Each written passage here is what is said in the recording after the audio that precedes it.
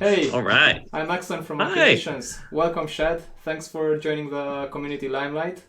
Uh, I'll let you jump right in and tell us a few things about yourself.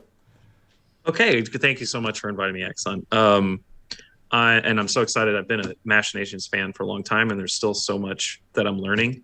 I actually had a good friend recommend it to me in 2013, and I've been playing with it ever since. Whoa, Yeah, that's like the Flash yeah, time. it was. Yeah, he and I were working on a Flash project together. Whoa, I Yeah, it also come was from really that cool. background. So just to tell you a little bit about my background, I started in a writing background. I did a creative writing degree. I was writing science fiction, and then I was teaching, and I love math, so I was tutoring math. And then I decided I needed to switch into games. I thought I was going to be a game writer, but then I learned how to program and started doing game design. And it was just, one thing led to another. And I ended up working in Vancouver for a little while, and then I worked in Switzerland, and then I did a PhD Oh, at UTD with, yeah, thanks. It was hard, but it was fun. It was really great, actually. I shouldn't even say it was hard. It was too much fun. But um, yeah, and my professor there was really instrumental in my understanding of game design and just like some of the deeper concepts I get into.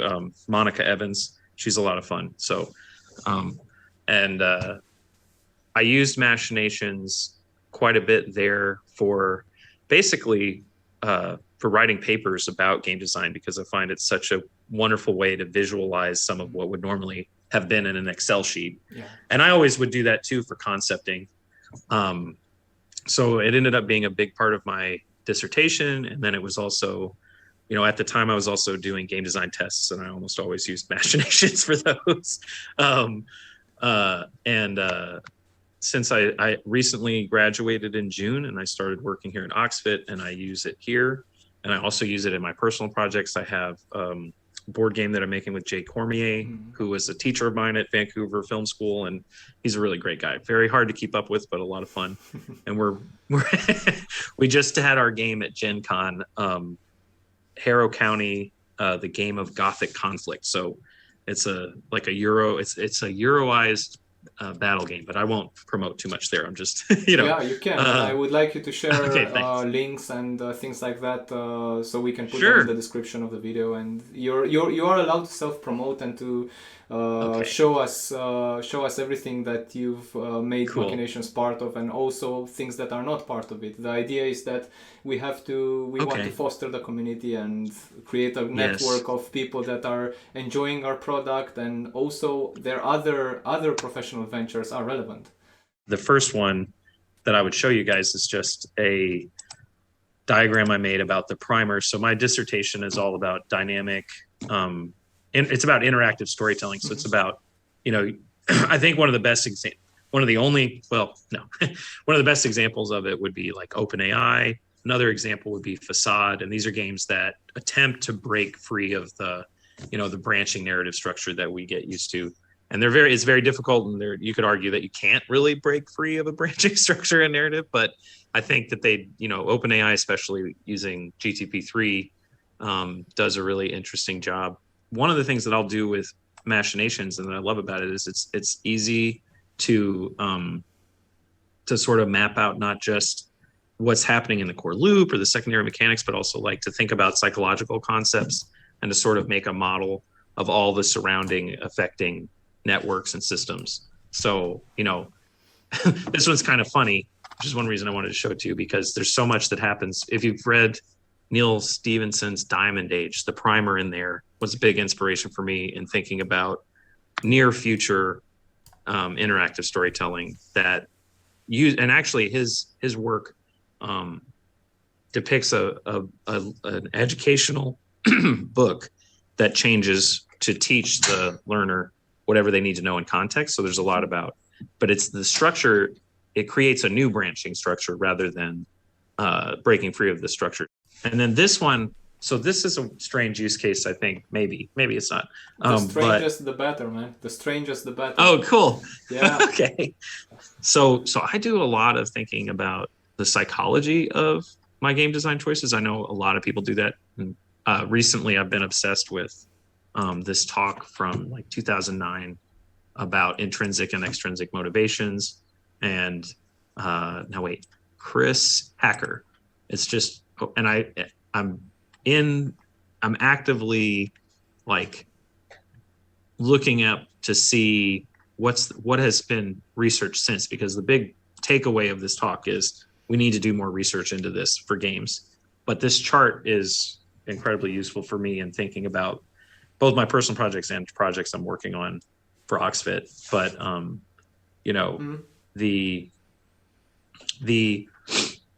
it's very important to me to not take away intrinsic motivation. And Klei, the makers of Don't Starve, have a great article on this about not only why, I think there are a lot of like idealistic reasons to not do it, which I agree with, honestly. But then more importantly, it's like a good game design decision to not kill your players' intrinsic motivation.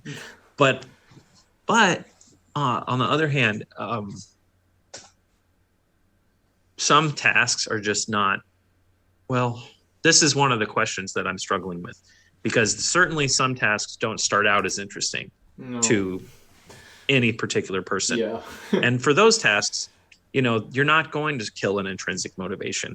So how do you, and I think Michal Csikszentmihalyi in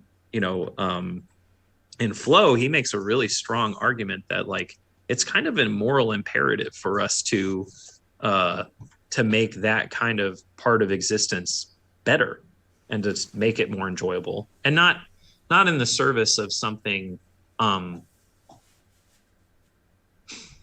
don't want to encourage people to do activities that they wouldn't want to do anyway. But if there's something you're not enjoying, that you have a goal that you want to reach, and I want to help you do that as a game designer, how can I make that part of and more importantly, how can I take this thing that whatever it is that you don't enjoy, that you need to do, how do I make it more enjoyable with, can I start with extrinsic and move into intrinsic, or do I need to convince you intrinsically first and never do extrinsic? So that's kind of the question that I'm trying to tackle with this chart. And I'm trying to think about like a really dynamic system that like pays attention to what you're communicating, both verbally and like using GTP3 or something like that,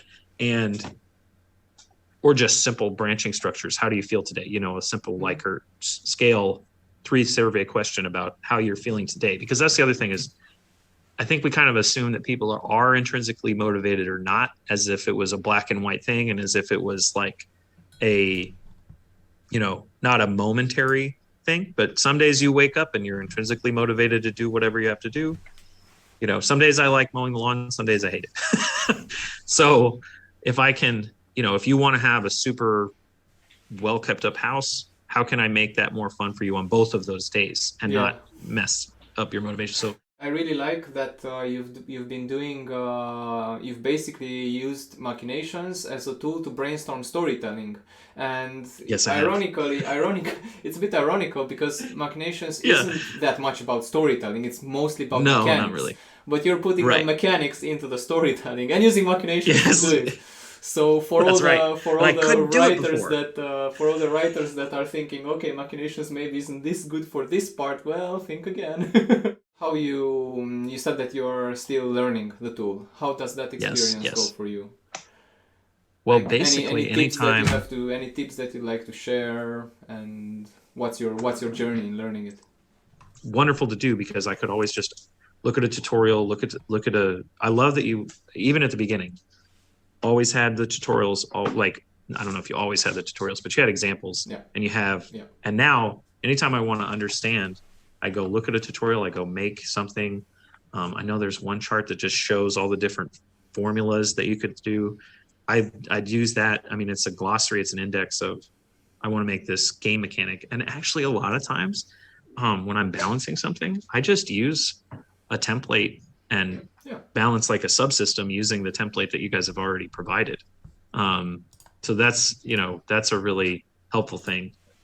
And then of course, lately I've been able to go to the webinars and the live sessions, and those are extremely informative, because those are the things where I'm learning, like, use layers, group your items, you know. Because I can see that this diagram will take a long time to do, but when you do it, I want to see it. I want to see it after, you got it. After like 100 more hours, when actually like you have you have it flowing. But I understand why you can run it. Yeah, I understand why it's quite difficult, and in a way it also shows to me and everybody watching this as well that you don't actually need to run a diagram. You can use a diagram to have small parts that may be running, but simply looking at that is a source, that is a drain. It's also very easily understandable what it has to say without as many words. I mean, if you want to have this in a spreadsheet or in a document, you'd have to say an entire paragraph about what is the motivation drain. Whereas in a diagram, you put a motivation drain, 3 different things that go to it, and boom, you see it and you understand what it does. Cool, man. Cool. It was very nice to have you. Thank you for sharing your time with us, and good luck machinating. Thank you very much. Machinating. Oh, I like that word. I'm going to use that. Cool, man. Bye, Axel. Have a great day. You too. Bye.